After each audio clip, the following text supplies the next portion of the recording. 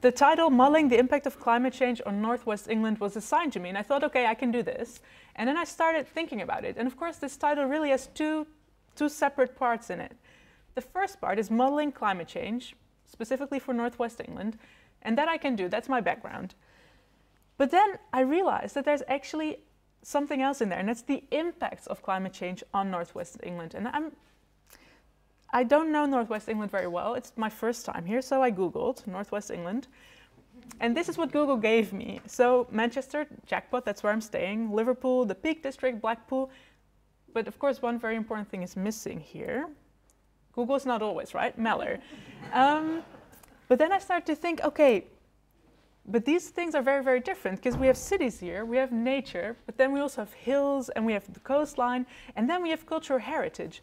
And when I think of climate change, it really depends on what region I'm looking at, but also what I'm addressing. Am I looking at cities? The influence or the impact of climate change will be very different from when I'm looking at a coastal region or cultural heritage sites such as Mellor. So in this presentation, what I'll be talking about mostly is modeling climate change, and I'll give examples for Mellor, for Northwest England. But then the impacts, I'll only very shortly be talking about the risk assessment for cultural heritage, because this is really the way in which we can estimate how climate change impacts cultural heritage. And again, for Mellor here. So let us start with climate change. And let's just take a look at the left figure here. This is the first figure in the IPCC report, the Intergovernmental Panel on Climate Change report. They summarize all the available research on climate change, and the report is brought out about every 5 years. And what we see here is the observed globally average combined land and ocean surface temperature, the anomaly for the period 1850 to 2012. And so when I look at this, I wonder, okay, climate change, why is this important? Why does it matter that the temperatures have risen by about 0.5 degrees since 1850? Because for me, this doesn't mean anything, because I don't live in a global mean. I don't know what this means. So we don't only need global information. When we're thinking of climate change, we also need local information. I live in Austria, you guys live in the UK. So this is very, very important when we're considering climate change and climate change analysis for cultural heritage. And also, of course, climate change, it's not only about temperatures, but also, for example, rain. And it's not only changes in the mean state, but also, for example, changes in extremes. And for example, here for Mellor, it's not only change in extremes, but also changes in freeze-thaw cycles. Because what is very important here, and I'm sure Bob and Rob can tell you much more about that, is if water infiltrates in the stone, and then on one day it's freezing, the water will of course expand. And if it's on the same day then goes above zero, it will melt again. And with these cycles, of course, this is very bad. You'll really get erosion here. So when we're talking about climate and climate change, we should not only just consider the global mean. We really need to make sure that we're addressing parameters that are of interest for the cultural heritage. So with that, I hope I've introduced the analysis criteria for our climate change analysis that we've developed as part of STORM. Of course, the one thing is we want to look at future climate change, because only looking at what has been happening in the past does not help us to plan ahead, which is something, of course, that is very, very important. Also, we want to look at local scale, so site-specific climate change information, and we want to look at parameters of interest, not just the mean temperature rise, but really something that is of importance to the cultural heritage, to the cultural heritage sites. So how did we address that in STORM? Let me start out by telling you a little bit how we can address future climate and how we get to this site-specific information. And for this, we use climate model projections. Now, what a climate model does, or what a climate model is really in itself, it's a mathematical representation of the climate system. And so what is actually in this model, it really describes the interactions or in the ocean, in the atmosphere, in the land, and also the interaction between all these, all the different feedback cycles. So between the land and the atmosphere and the solar radiation coming in and heating the earth, etc. And all this is in this mathematical model. And then, of course, what we can do, because we have this model, is to to look at projections of the future state of the climate by examining the influence of changes in greenhouse gas concentration, which is one of the main drivers of climate change. Within STORM, we've considered two scenarios of this greenhouse gas development. One is a business as usual scenario where the world just continues to emit greenhouse gases as we're kind of doing now. And the second scenario is when actions are taken to reduce the emissions. Now, for the remainder of this talk, I'll be discussing the business as usual scenario, but just for you to know that we've looked at different projections. And this is a pretty technical site. If you're a climate change expert, this might be a bit more explanatory what we've done. If you do not get it, do not worry. The previous slide and what's coming next will be the most important ones. So what we've done, of course, global climate models are way too coarse for what we want to do. We really want site-specific information. So we've used two types of downscaling techniques. On the one hand, we've used dynamical downscaling with regional climate models, and we've used the Eurocortex database for these results.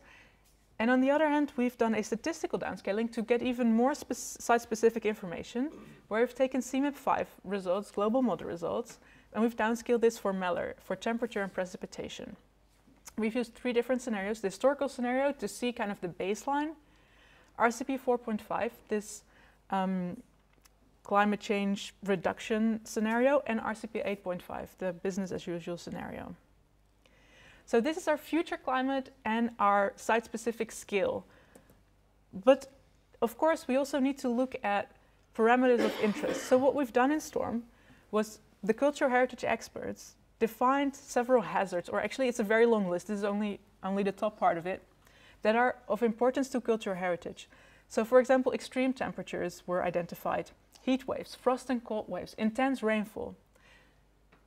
What we've then done is we've assigned climate indices to these hazards to really be able to get that information out of the models and translate it to hazards that are relevant to cultural heritage. So for example, if you look at extreme temperatures, we've been looking at maximum temperatures and minimum temperatures. For heat waves, we've been looking at summer days, so days with temperatures over 25 degrees. Or for example, for intense rainfall, we have 4 different indices that we're looking at. So we're looking at heavy precipitation days. These are days with more than 10 millimeters of rain. Very heavy precipitation days, days with more than 20 millimeters of rain, and a maximum 1-day amount, 5-day amount of precipitation, etc. And this is a very long list, and it allows us to really translate the information in those climate models to hazards that are relevant to cultural heritage. And what we've then done is to determine the climate change signal. So we've defined the historical period, the baseline, and here we've used information from 1971 to 2000 to know what is the status quo, what are we at now. And for this we've used observations and historical model runs. And of course we want to know how these things change. So we've taken the middle of the century as future, and we've taken the period 2036 to 2065. And for this, we've taken the model runs driven by, in our case, RCP 8.5, the business as usual scenario. And we compare these states of the climate to see the climate change signal. Now, let me give you some results from Meller. And honestly, damn, the weather is so nice. I love it. But I was really expecting it to rain. So I'm starting out with rain. I'm really sorry, guys. In Meller, there's about 800 millimeters per year rain. And when looking at the assessment, here you see the precipitation sum in millimeters, so the amount of rain per month distributed over the year. So at the bottom you see the month, January through till December. And please just look at the blue line with the blue dots. These are the observations, 1971 to 2000. So you can really clearly see that there's not much of a seasonal cycle. Summer, spring is a bit drier, winter a bit wetter, but it's distributed pretty evenly. And also, when you look at rainy days per month, this is distributed pretty evenly throughout the year. Always between about 10 days and 14 days. And this is actually interesting, because we've already seen that there are multiple pilot sites within the project, and one of the other pilot sites is Rome. And when you look at the total amount of rain in Rome per year and the total amount in Meller, you see it's both about 800 millimeters per year. And for me, this is pretty surprising, because I don't think of Rome as a very wet place, but I did kind of, you know, sorry. And then you see again why it's important to look at really the right parameters, the parameters of interest. Because here we see exactly the same. For Meller, the rain per month in the top right, and for Rome, the rain per month in the bottom left panel. And you can clearly see that, whereas in Meller, it's always about the same amount of rain per month, in Rome there's a very clear seasonal cycle, and during the summer months it's a lot drier than during the winter months. So when I go to Rome as a tourist, I'll probably be, you know, not seeing a lot of rain. And another very interesting parameter is the heavy precipitation days, so days with more than 10 millimeters of rain. In Rome, there are 27 days per year where it rains heavily, whereas in Meller it's 20 days per year. And when we look at even stronger precipitation days, so very heavy precipitation days, we see that Rome has 11 of those per year on average, and in Meller there are only 3. So this is, again, very, very important, because it means that when it rains in Rome, it will rain more heavily, but then of course it will be dry afterwards, whereas in Meller it will kind of always just rain a little bit. And this is, again, not just for us interesting as people that live somewhere, but also interesting for the sites. Because, for example, heavy precipitation is one of those sudden onset hazards that can really wash away archaeological remains, for example. Now, when looking to the middle of the century, none of these things change a lot. It's really only projected to change towards the end of the century. But one thing is actually projected to change, and that is for Meller, the change in heavy precipitation days. And you can see here that we see about an increase of about 2 days per year of these heavy precipitation days, which is about a 10% increase. So in summary, the current situation for Meller, we see that rain is distributed evenly over the year, always a little bit of rain, and 20 heavy precipitation days per year, which is again a parameter of interest, not just for us people, but also for cultural heritage, or specifically the Meller site. And then when we look at a climate projection towards the middle of the century, most of this will remain the same, but there's actually an increase in heavy precipitation days by about 10%. Now, looking at temperature, here we see the average mean temperature per month. And this is one of the parameters that I've been telling you before that is not very, maybe not very informative, but I'm going to show you anyway, because I do think these figures are very interesting. So what you see here is in blue, with the blue dots, the observations, and then ignore the red line. And I know this is hard now, I've said it, but please look at the gray lines, because the gray lines show for different models the projected mean temperatures for the period 2036 to 2065. And you can very clearly see that, of course, the seasonal cycle remains the same, with relatively mild winters around 5 degrees, summers around 16 degrees on average. But you can clearly see that here, the temperatures are really projected to increase every month, every season.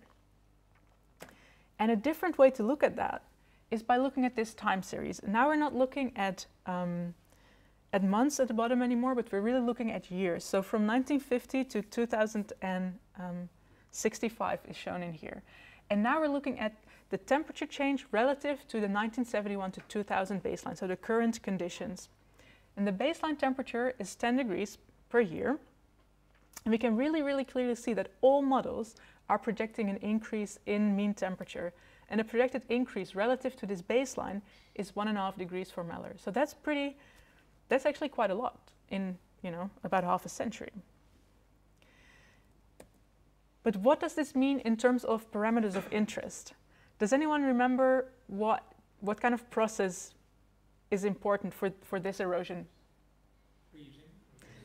These freeze-thaw cycles, exactly. So what happens to this parameter of interest? The current situation for Meller is that we have about 15 freeze-thaw days per year.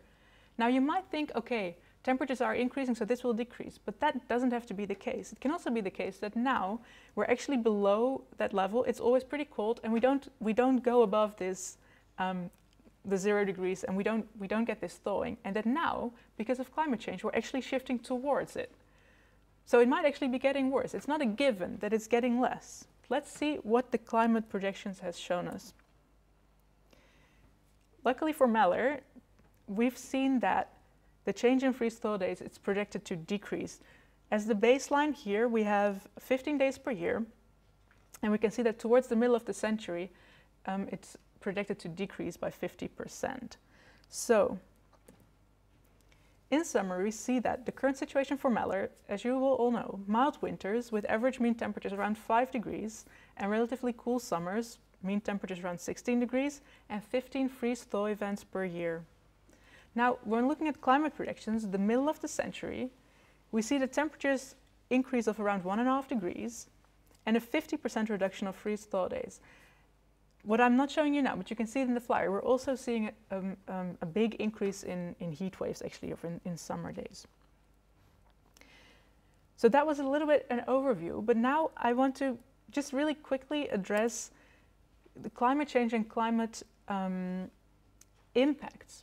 Because within STORM, for me, I can show you how the climate is predicted to change. But now, of course, as a cultural heritage site, what does this mean? What is important to me?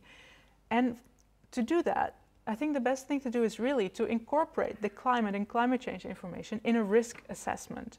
And then based on that risk assessment, develop really risk management strategies. So here, what was done in STORM, and we did not develop this, this was our colleague from Stuttgart University. He developed a risk assessment. And what this risk assessment does is you take the hazards, that's column 1 essentially, but of course you also need to look at the exposure and the vulnerability of the site. And only by combining the hazard, the exposure and the vulnerability, you can then calculate the risk for a site. Maybe there are certain parameters that are not relevant for your specific site because it just doesn't damage the materials, but other parameters might actually be very, very important. So in this way, you can kind of summarize all that information, get your hazard information, and then really get a risk map.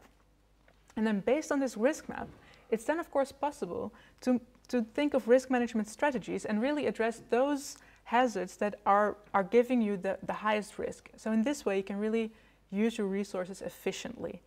I will not be talking more about that today, but if you have any questions, I'm of course happy to discuss this in more detail afterwards.